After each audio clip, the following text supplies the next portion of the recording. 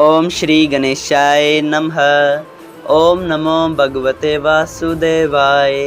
हरे कृष्णा कृष्ण कृष्णा हरे हरे, हरे राम राम राम हरे हरे। तव्हां सभिनी हरि भक्तन के नमस्ते।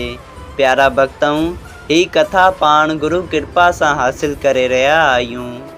श्री गणपति सरस्वती जो दरे ध्यान करया थो मां भागवत महापुराण जो बयान, जंहिं में व्यासदेव ऐं सुखदेव जी कयो आहे श्री कृष्ण लीला जो गुणगान। सभई चयो जय भागवत महापुराण।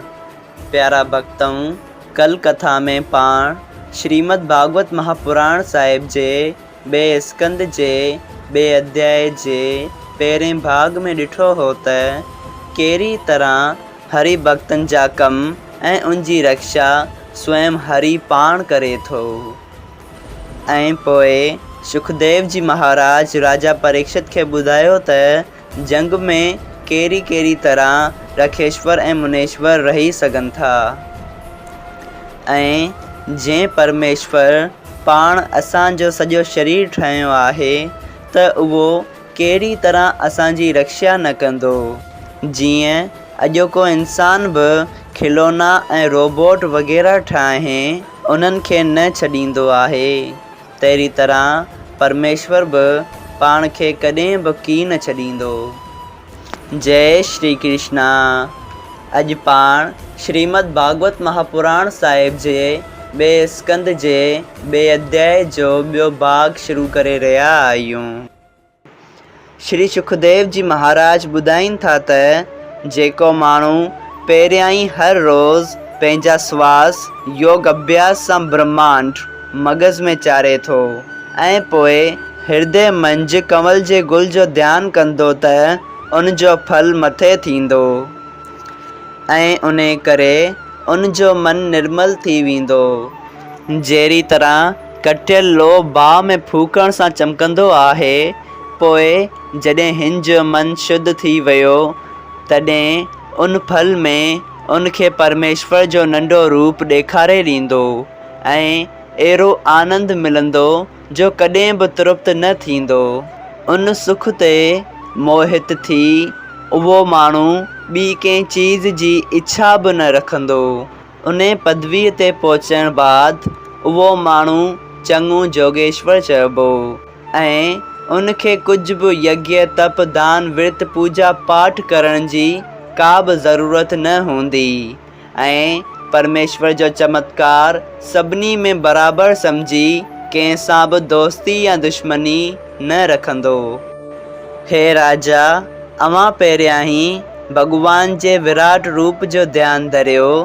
जॾहिं अव्हां जो मन ठरी वञे तॾहिं उन कमल जे गुल जो ध्यानु धरियो ऐं उन फल में अव्हां खे अंगूठी जेतिरो चित्रभुजी रूप परमेश्वर जो हीरे वांगुरु चमकंदड़ शंख चकर गदा पदम चारी हथनि में खणी किरीट मुगुट जरा मथे ते ऐं कननि में कुंडल बैजंती ऐं बनमाला गले में बाज़ुअनि में नवरतन जराहूं कमर में चणदार धोती नोरा पेरनि में पीतांबर बदल उपरणूं ढकियल ऐं डिघा हथ ऐं बांका नेण ऐं थोरो थोरो मुश्कंदड़ ऐं भरगू रखेश्वर जी लत जो निशान उन जी छातीअ ते ॾेखारे ॾींदो।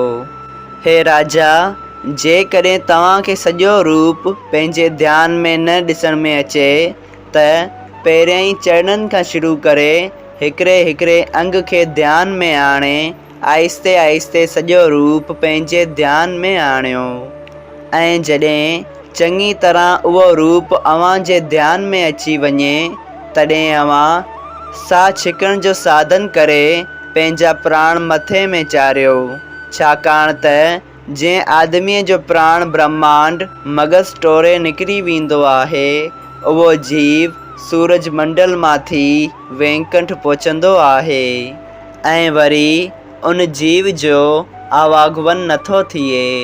ऐं वरी जेको माण्हू यज्ञ तप दान ऐं तीर्थ करे पंहिंजो तन त्याग करे थो उहो चंद्रमंडल मां थी देवलोक वग़ैरह में पहुची पंहिंजे कर्मनि मुआफ़िक़ वञे थो ऐं पंहिंजे पुञ जेतिरो फल उते भोॻे वरी दुनिया में जनम वठे थो, यानी आवागवन खां नथो छुटे। मकर खां वठी मथनि जे संक्रांत यानी 6 महीननि ताईं सूरज उत्तर में रहंदो आहे। उहे देवताउनि जा ॾींहं आहिनि। प्यारा भक्तऊं, मकर ऐं मथनि रासनि जा नाला आहिनि। उन्हनि 6 महीननि में मरण वारो माण्हू सूरज मंडल खां थी वैकुंठ पहुचे थो। कुर्क खां वठी धन जी संक्रांत यानी 6 महीननि ताईं सूरज ॾखण में रहे थो। उहा देवताउनि जी राति आहे। उन्हनि 6 महीननि में मरण वारो माण्हू चंद्रमा मंडल मां थी देवलोक ऐं ॿियनि हंधनि में पंहिंजे कर्मनि मुआफ़िक़ वञे थो ऐं उते जो सुख पंहिंजे कर्मनि मूजिबि भोॻे वरी जनम वठे थो।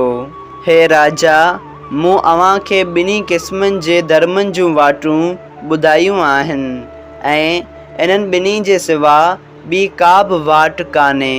हे राजा, जेको माण्हू मनुष्य देह पाहे परमेश्वर जो भॼन ऐं सुमरन नथो करे, उनखे वरी 84 लख जोणियुनि में पैदा थियणो पवंदो आहे। जेको माण्हू परमेश्वर खे नथो सुञाणे ऐं पंहिंजी उमिरि खेल कूद ऐं संसारी माया में फासाहे ख़राब थो करे, उन जो ईअं सम्झणु घुरिजे जीअं को बि माण्हू घणी महिनत सां सभिनी खां मथे वारे पहाड़ ते चढ़ी वञे ऐं बाक़ी थोरी महिनत मतिलबु हासिल करणु वक़्तु किरी पवे।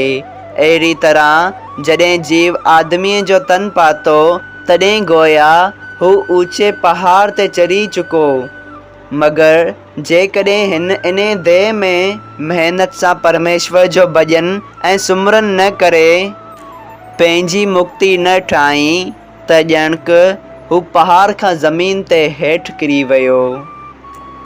वरी बि जेकॾहिं 84 लख जोणियुनि में पैदा थिए थो तॾहिं उन पहाड़ ते पहुची सघे थो।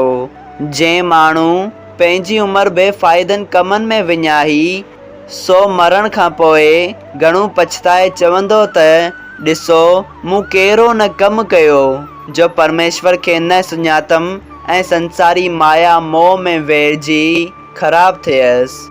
उन करे आदमी खे घुरिजे त परमेश्वर जो ध्यानु ऐं सुमरन करे वीचार कंदो रहे त हर रोज़ मुंहिंजी उमिरि घटि थिए थी ऐं मौत वेझो ईंदो थो वञे ऐं गुज़िरियल ॾींहं वरी हथ नथा अचनि। तंहिं करे सुमरन ऐं ध्यान में रही हिकिड़े साथ बि परमेश्वर खे न विसारे। जंहिं मनुष्य जी जामी में आहे त उहो उन में ख़ुशि रही ॾींहुं राति पंहिंजो गुज़ारींदो ऐं न सम्झंदो आहे त सूरज किथां थो उभिरे ऐं किथे लहे थो। तहिड़ो ई हाल उन आदमीअ जो सम्झणु घुरिजे जो परमेश्वर जे भॼन खां बेमुख आहे। हे राजा, परमेश्वर थोरे ई भॼन करण सां आदमीअ खां ख़ुशि थी उनखे मुक्ति ॾींदो आहे। श्री कृष्ण जी बि गीता में अर्जुन खे चयो आहे त 4 क़िस्मनि जा आदमी ज़रूरु मुंहिंजो सुमरन कंदा आहिनि। पहिरियों, उहो जो बीमार थी दुख पाईंदो आहे। ॿियो, जंहिंखे मुंहिंजे मिलण जी इच्छा थींदी आहे। टियों, जंहिंजो कमु अटकंदो आहे या कंहिं शइ जे हासिल करण जी इच्छा हूंदी आहे।